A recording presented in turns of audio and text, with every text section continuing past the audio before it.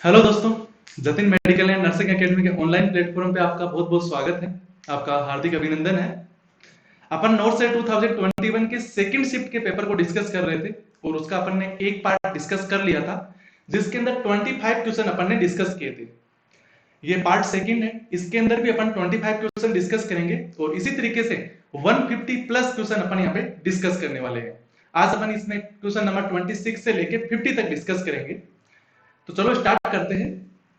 सबसे पहले देखते हैं question number 26।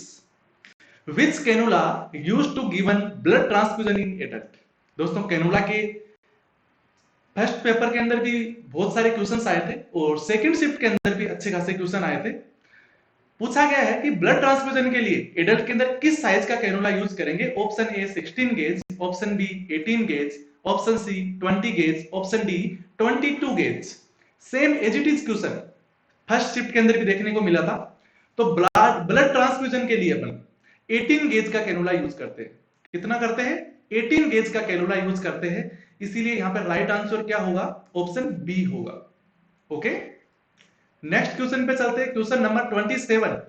Least common use IV cannula use in RTA patient. एक रोड ट्रैफिक एक्सीडेंट का पेशेंट है, उसके लिए आपको कैनुला यूज करना है, तो किस साइज के कैनुला को आप प्रेफरेंस देने वाले हैं? ऑप्शन ए बोल रहा है 16 गेज का देंगे, option B 18 gauge, option C 20 gauge and option D 22 gauge. किस साइज का कैनुला यूज करेंगे आप? जब रोड ट्रैफिक एक्सीडेंट का कोई पेशेंट है आरटीए का, उस कंडीशन में अपन वहां पे सस्पेक्ट करते हैं कि उसको कोई मैसिव ब्लड लॉस होगा। हो सकता है उसको हाइपोवोलेमिया हो सकता है उसका ब्लड प्रेशर कम हो, हाइपोटेंशन हो, जो शॉक वगैरह में भी जा सकता है, फ्लूइड रिप्लेस करना है, ये प्रायोरिटी रखा जाता है। इसीलिए वहां पे अपन लार्ज साइज का कैनुला यूज करते हैं। लार्ज गेज ऑफ कैनुला वहां पे यूज करने को अपन प्रेफरेंस देते हैं और वो क्या होता है? 16 गेज का होता है। इसीलिए यहां पे राइट आंसर क्या होने वाला है? Option A. Option A 16 gauge का यूज करेंगे। Next question, question number 28। देखो, जब पेपर दिया था तो आपने देखा होगा क्वेश्चन की जो लेंथ है वो बहुत ज्यादा होती है वहां पे, बट अपन ने यहाँ पे उसकी लेंथ को हटा के वहां पे एक शॉर्ट रिव्यू निकाल लिया, उसका शॉर्ट ट्रिक निकाल लिया है कि क्वेश्चन में सिर्फ पूछा क्या गया था। वहां पे क्वेश्चन को बहुत ही ज्यादा ट्रेन किया होता है और यहाँ पे आपको क्वेश्चन है बहुत सिंपल दिया गया है, बट क्वेश्चन का जो आंसर है वो इस लाइन से ही निकल के आ जाता है। यहाँ पे which weight category considered in low birth weight baby, यानी LBW baby. Low birth weight baby अपन किसको बोलेंगे कि उसका बर्थ वेट कितना हो जाएगा, तो उसको अपन एलबीडब्ल्यू बेबी बोलेंगे। ऑप्शन ए बोल रहा है बिलो 2.5 केजी, ऑप्शन बी बोल रहा है below 1.5 kg, option C below 1 kg, option D above 3.5 kg. तो LBW low birth weight baby किसको बोलते हैं? जो नॉर्मल वेट होता है, नॉर्मल वेट होता है वो कितना होता है? यहाँ पे normally 2.5 KG to 2.5 KG to 3.5 KG तक अपन नॉर्मल वेट के अंदर कंसीडर करते हैं। और जब ये 2.5 से कम हो जाए, 2.5 केजी से यदि कम हो जाता है तो उसको अपन बोलते हैं एलबीडब्ल्यू। और जब ये वेट 1.5 केजी से कम हो जाता है तो इसको बोलते हैं VLBW, very low birth weight baby बोलते हैं। और जब ये वेट 1 केजी से भी कम हो जाए तो इसको बोलते हैं extremely low birth weight baby, यानी ईएलबीडब्ल्यू उसको बोलते हैं। क्लियर है? और जब ये वेट 3.5 से अबव हो जाता है तो उसको अपन बोलते हैं लार्ज बेबी, उसको बोलते हैं लार्ज बेबी। क्लियर है? तो ऑप्शन ए है यहाँ पे राइट आंसर होगा। बिलो 2.5 केजी को अपन एलबीडब्ल्यू बोलेंगे। ए यहाँ पे राइट आंसर होगा, ऑप्शन ए। नेक्स्ट क्वेश्चन पे चलते हैं। क्वेश्चन नंबर 29 बहुत ही अच्छा क्वेश्चन है। इस तरह के क्वेश्चंस है वो कॉम्पिटिटिव एग्जाम्स में बहुत सी बार पूछे जाते हैं, ज्यादातर इसी तरह के क्वेश्चंस होते हैं।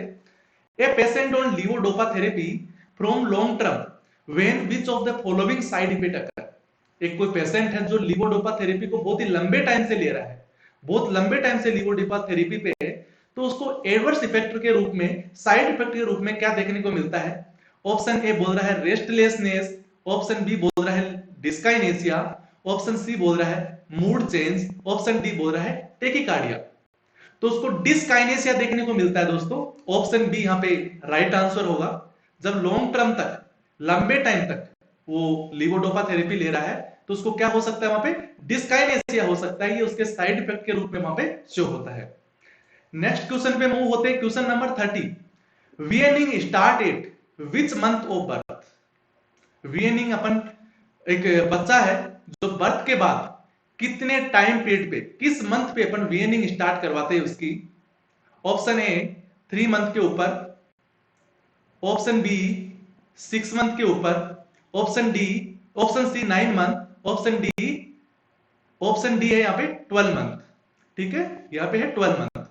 जरूरी नहीं है वहां पे सारे के सारे ऑप्शंस आपको ऐसे के ऐसे मिले हो, वहां पे ऑप्शन थोड़े डिफरेंट हो सकते हैं क्योंकि पेपर मेमोरी बेस है, और मेमोरी बेस के पेपर के अंदर सभी के सभी ऑप्शंस मिलना पॉसिबल नहीं होता है। बट अपने को यहाँ पे ये आंसर मिल जाना चाहिए कि वीएनिंग स्टार्ट अपन कब करते हैं, तो 6 मंथ ऑफ आफ्टर बर्थ के ऊपर अपन क्या करते हैं, वीएनिंग स्टार्ट करते हैं। तो ऑप्शन बी यहाँ पे राइट आंसर निकल के आता है इसका। नेक्स्ट क्वेश्चन पे चलते हैं, क्वेश्चन नंबर 31।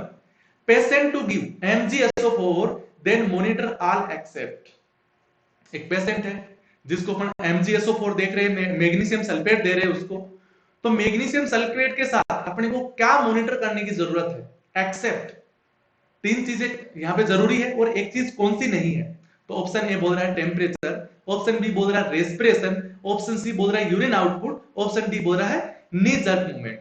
तो दोस्तों option B, C and D, इन तीनों को वहां पे मॉनिटर करने की जरूरत है, इनको मॉनिटर करने की जरूरत है, बट टेम्परेचर को वहां पे जरूरत नहीं है।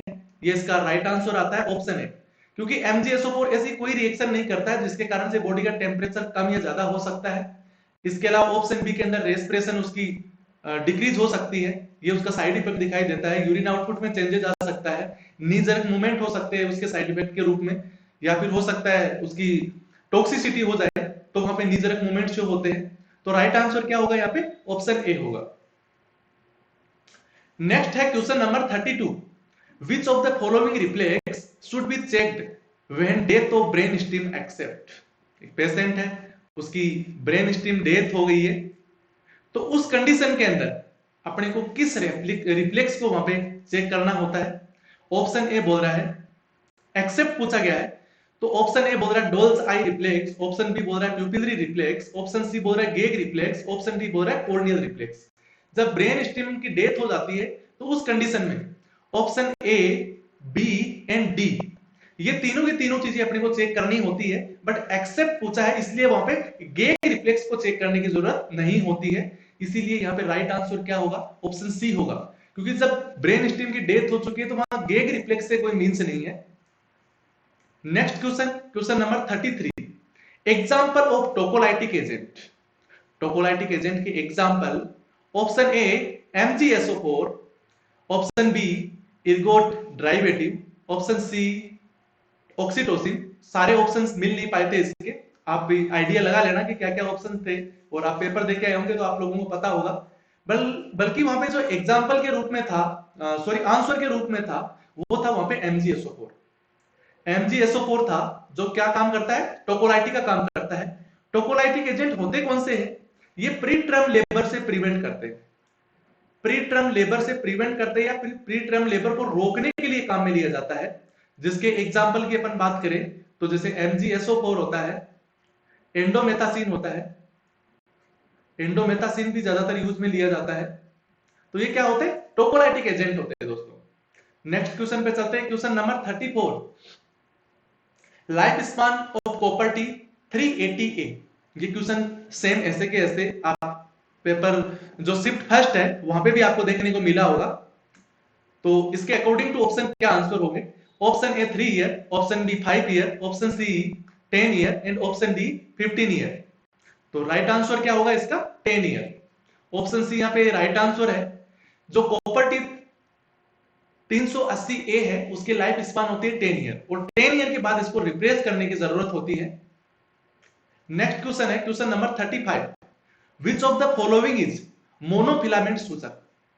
मोनोफिलामेंट सूचक कौन से होते हैं उसका एग्जांपल पूछा गया अपन से। ऑप्शन ए बोल रहा है सिल्क, ऑप्शन बी बोल रहा है पॉलीग्लाइकोलिक, ऑप्शन सी बोल रहा है पॉलीडियोक्सोन, ऑप्शन सी बोल रहा है पॉलीजिलेक्टिन। तो जो मोनोफिलामेंट सूचक होते हैं वो कौन से यहाँ पे, पॉलीडियोक्सिन है, जो कि मोनोफिलामेंट सूचर है। इसके अलावा और जो दूसरे हैं वो कौन से, ये बाइफिलामेंट सूचर है। तो राइट आंसर यहां पे क्या होगा, ऑप्शन सी होगा। ठीक है, question number 36, venturi mask to provide highest rate of oxygen. Venturi mask से कितने परसेंट ऑक्सीजन अपन सप्लाई कर सकते हैं? ऑप्शन ए 24 टू 60%, 24 से लेके 60% तक सप्लाई। ऑप्शन बी बोल रहा है 12 टू 60%, ऑप्शन सी बोल रहा है 24 से 40%, ऑप्शन डी 24 से 32%। तो दोस्तों जो वेंचुरी मास होता है उससे 24 से लेके 60% तक सप्लाई होती है। जब 2 लीटर से अपन स्टार्ट करते हैं तो वहां पे 24% ऑक्सीजन सप्लाई होती है, और जब लास्ट 15 लीटर तक उसको अपन बढ़ा देते हैं तो वहां पे 60% ऑटो सप्लाई होती है।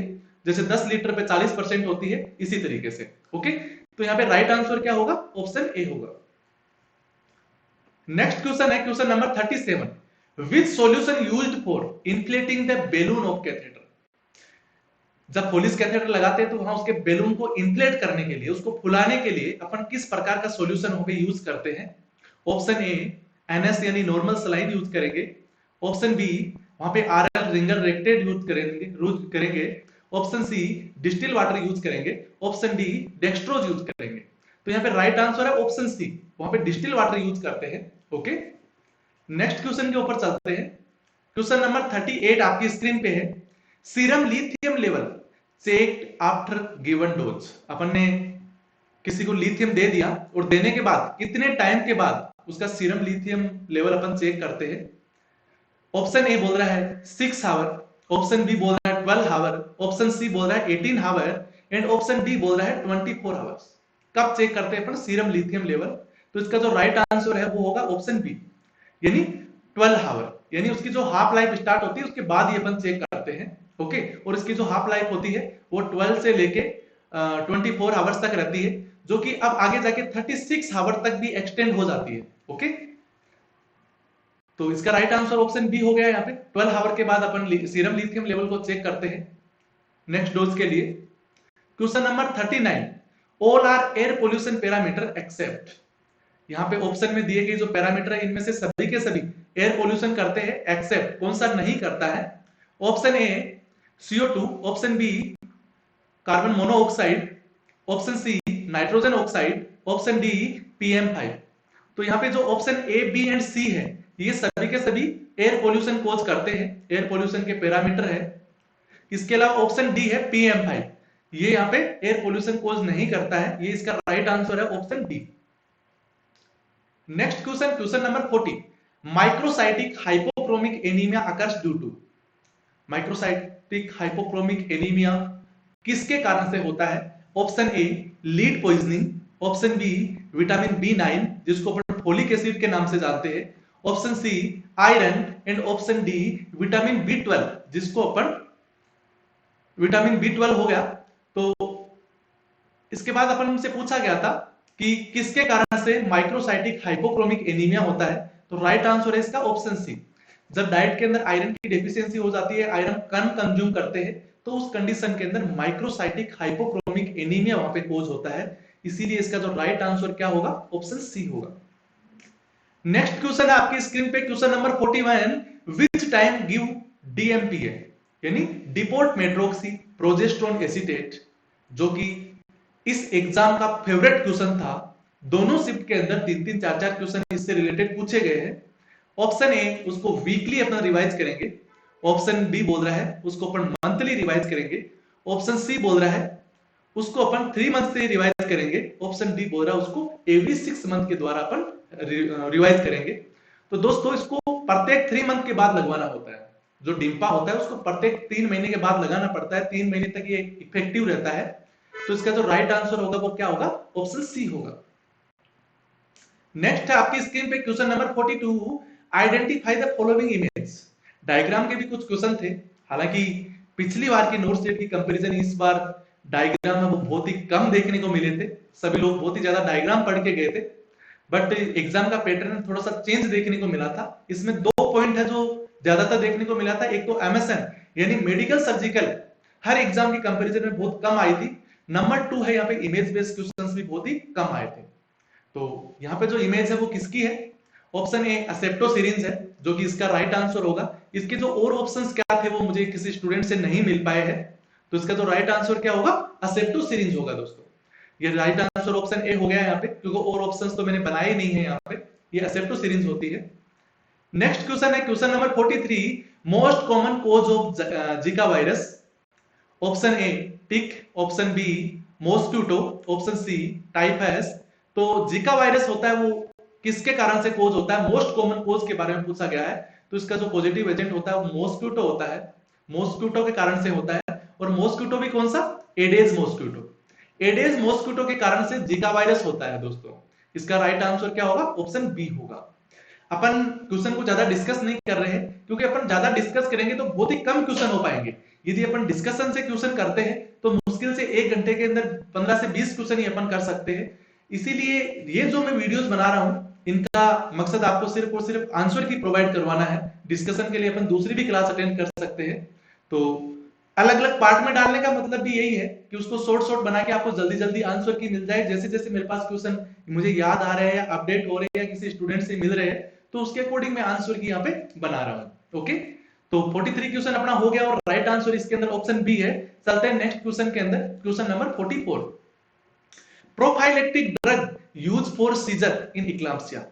इक्लाम्सिया के अंदर अपन सीजर के लिए प्रोफाइलेक्टिक डोज क्या ले सकते हैं या ड्रग क्या ले सकते हैं? प्रोफाइलेक्टिक का मतलब होता है उससे बचाव के लिए पहले ही, तो सीजर से बचाव के लिए इक्लाम्सिया में किस ड्रग को अपन प्रेफर करते हैं? ऑप्शन ए बोल रहा है levodopa, option B amlodipine, option C oxytocin, option D है एमजीओसो4 यानी मैग्नीशियम सल्फेट। तो इसका राइट आंसर भी ऑप्शन डी होता है। मैग्नीशियम सल्फेट अपन प्रोफाइलेक्टिक के रूप में सीजर के अंदर देते हैं, और वो सीजर भी कहां हो रहे? इक्लाम्सिया के अंदर हो रहे दोस्तों। नेक्स्ट क्वेश्चन है question number 45, following shock cause hypotension in bradycardia associated with.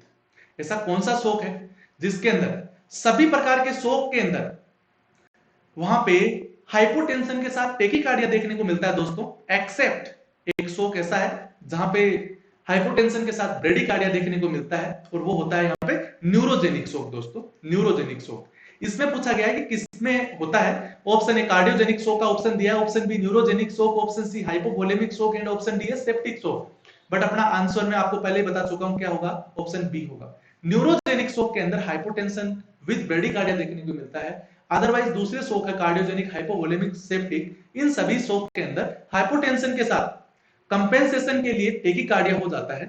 Okay, next question, question number 46 आपकी स्क्रीन पे, a child with carpopedal spasm, what is nursing action. बच्चे को कार्पोपेडल स्पाज्म हो गया है, और किसकी कमी के कारण से होता है कार्पोपेडल स्पाज्म? कैल्शियम की कमी के कारण से होता है। कार्पोपेडल स्पाज्म हो रहा है, इसका मतलब क्या है? हाइपोकैल्सीमिया है उसमें, हाइपोकैल्सीमिया है उसके अंदर, और हाइपोकैल्सीमिया के बच्चे को अपन कैसे ट्रीट करेंगे या नर्सिंग एक्शन वहां पे क्या आती है? ऑप्शन ए बोल रहा है कैल्शियम ग्लूकोनेट, उसको अपन 20 मिनट के अंदर उसको इन्फ्यूज करेंगे। ऑप्शन बी बोल रहा है कैल्शियम ग्लूकोनेट, उसको सिर्फ 2 मिनट में लगा देंगे। ऑप्शन सी बोल रहा है उसको अपन पोटेशियम देंगे, और ऑप्शन डी बोल रहा है उसको आईवी फ्लूइड देंगे अपन। तो दोस्तों इसका जो राइट आंसर है वो होगा ऑप्शन ए, यानी कैल्शियम की वहां पे डेफिशिएंसी है, हाइपोकैल्सीमिया कोज हुआ है, तो उस कंडीशन में कैल्शियम ग्लूकोनेट से उसको रिप्लेस किया जाएगा। और कैल्शियम ग्लूकोनेट से अपन जब भी रिप्लेस करते हैं तो बहुत स्लो रेट के द्वारा उसको इन्फ्यूज किया जाता है, बिकॉज वो वहां पे कार्डियक अरेस्ट कोज कर सकता है, कुछ प्रॉब्लम हो सकती है बॉडी के अंदर, और बहुत ही इरिटेटिंग ड्रग होती है कैल्शियम ग्लूकोनेट, इसलिए बहुत ही स्लो उसको इन्फ्यूज करते हैं। यहाँ पे 20 मिनट का ऑप्शन था, बट उसको उसका रूल होता है, रूल ऑफ 10 के अकॉर्डिंग उसका यूज किया जाता है। यानी जो कैल्शियम ग्लूकोनेट होता है वो 10% का सॉल्यूशन होता है, और उसको 10 मिनट के अंदर इन्फ्यूज करते हैं, और 10 ml का होता है दोस्तों। ये रूल ऑफ 10 कैल्शियम ग्लूकोनेट के लिए यूज होता है, बट उसको इससे 10 मिनट से ज्यादा टाइम में दे सकते पर कम में नहीं दे सकते। इसीलिए यहाँ पे राइट आंसर है वो ऑप्शन बी, सॉरी ए है, जिसमें 20 मिनट दिया हुआ है। हो सकता है आपके ऑप्शन में वहां पे 10 मिनट होगा, तो वो 10 मिनट ही उसका आंसर होता है। ठीक है, तो अकॉर्डिंग टू ऑप्शन अपन ने ये आंसर किया है जो मुझे ऑप्शंस उसके मिले हैं। नेक्स्ट क्वेश्चन है question number 47, injectable DMPA DMPA depot medroxyprogesterone acetate content. DMPA के अंदर क्या कंटेंट होता है, या फिर किस नाम से डीएमपीए होता है? ऑप्शन ए छाया के नाम से, ऑप्शन बी अंतरा, ऑप्शन सी सहेली, ऑप्शन डी कंडोम। ओके, ये सारे के सारे कॉन्ट्रासेप्टिव ही है, बट इसके अंदर जो डिम्पा है वो किस नाम से आता है मार्केट के अंदर, या फिर उसका बोल सकते हैं उसका कंटेंट क्या है, तो उसको अपन बोलते हैं अंतरा। अंतरा कार्यक्रम के नाम से आता है, अंतरा, अंतरा कार्यक्रम के नाम से आता है, इस नाम से आता है डिम्पा, जो कि 150 mg का होता है और उसकी डोज होती है 150 mg पर ml होता है, और ये 1 ml का ही इंजेक्शन होता है। इसको अपन आईवी रूट के, आईएम रूट के द्वारा देते हैं, आईवी नहीं सॉरी, आईएम रूट के द्वारा, इंट्रामस्कुलर रूट के द्वारा देते हैं, और इसको 3 मंथ से, एवरी 3 मंथ से इसको रिप्लेस करने की जरूरत होती है। हर 3 महीने के बाद इसको लगाना होता है दोबारा, क्योंकि ये इफेक्टिव सिर्फ 3 महीने के लिए रहता है। ओके, तो इसका जो राइट आंसर है वो क्या है, ऑप्शन बी है। नेक्स्ट क्वेश्चन पे मूव होते हैं, question number 48। Question number 48, identify the following image. Diagram के बारे में पूछा गया है, क्या है, same as it is question, shift first के अंदर भी देखने को मिला था ये, तो आप लोगों को पता होगा ही हो। Option A Jackson Pratt drain है ये, ऑप्शन बी है हिमोवेक्जेन, ऑप्शन ड्रेन, ऑप्शन सी है पिक्टेल ड्रेन, ऑप्शन डी है पेनरोस ड्रेन। दोस्तों जब भी एम्स जैसी एग्जाम होती है तो उसके अंदर ड्रेन से रिलेटेड क्वेश्चन पूछा ही जाता है, आज तक ऐसा देखा गया है, और जैक्सन प्राट और हिमोवेक ड्रेन के बारे में ज्यादातर पूछा जाता है। तो इस डायग्राम को आइडेंटिफाई करना है। हो सकता है ये शिफ्ट फर्स्ट में तो ऐसा ही डायग्राम था, तो हो सकता है आपकी शिफ्ट के अंदर डायग्राम थोड़ा अलग तरह का दिया हुआ हो सकता है, बल्कि जो स्टूडेंट बता रहे हैं उसके अकॉर्डिंग ऐसा बोला गया है कि जैक्सन प्राट ड्रेन ही वहां पे वो था। ओके, ठीक है, ओके, तो इसका जो राइट आंसर है वो क्या होगा, यहाँ पे ऑप्शन ए देखने को मिलेगा। क्लियर है। नेक्स्ट क्वेश्चन के अंदर अपन मूव होते हैं, question number 49, identify the following image. यहाँ पे भी डायग्राम दिया हुआ है और उसको अपने को आइडेंटिफाई करना था। जो शिफ्ट फर्स्ट है वहां पे भी एक रिट्रैक्टर के बारे में पूछा गया था, और ये भी एक रिट्रैक्टर ही है, बट वहां पे थोड़ा सा जो रिट्रैक्टर के बारे में पूछा गया था वो अलग था। ओके, ऑप्शन ए बोल रहा है कि थायराइड रिट्रैक्टर है, ऑप्शन बी बोल रहा है वोल्कमान रिट्रैक्टर है, ऑप्शन सी बोल रहा है ग्रीन रिट्रैक्टर है, और ऑप्शन डी बोल रहा है सेन रिट्रैक्टर है। तो ये जो डायग्राम दिया गया है ये कौन सा है, थायराइड रिट्रैक्टर है दोस्तों, इसीलिए अपना राइट आंसर क्या होगा, वो यहाँ पे ऑप्शन ए होने वाला है। Next question, question number 50। हालांकि हर बार नोट सेट के एग्जाम के अंदर ईसीजी से रिलेटेड बहुत ज्यादा क्वेश्चंस पूछे जाते हैं, और जो बार बार एग्जाम देता है या जिसको पता होता है वो यही एक्सपेक्ट करता है कि ईसीजी से रिलेटेड क्वेश्चन जरूर पूछे जाएंगे। बट इस एग्जाम का पैटर्न है वो रियली में चेंज हो गया था। इसमें ईसीजी से रिलेटेड शिफ्ट फर्स्ट में तो पूछा ही नहीं गया, और शिफ्ट सेकंड के अंदर भी ये एक क्वेश्चन पूछा गया था। ओके, तो इस ईसीजी को देख के आपको डायग्नोस करना है कि इसके अंदर क्या डायग्नोस है। हालांकि एग्जाम से एक दिन पहले मैंने एक वीडियो बनाया था जिसके अंदर ईसीजी से रिलेटेड सारे क्वेश्चंस का सॉल्यूशन मैंने दिया था कि किस तरह से क्वेश्चंस बन सकते हैं। ओके, और उसके अंदर मैंने वेंट्रिकुलर फिब्रिलेशन के बारे में भी बताया था आपको। तो इसके अंदर क्या है, ऑप्शन ए बोल रहा है एट्रियल टेकिकार्डिया है, और ऑप्शन बी बोल रहा है कि ये वेंट्रिकुलर टेकिकार्डिया है, ऑप्शन सी बोल रहा है एट्रियल फ्लूटर है, और ऑप्शन डी बोल रहा है वेंट्रिकुलर फिब्रिलेशन है।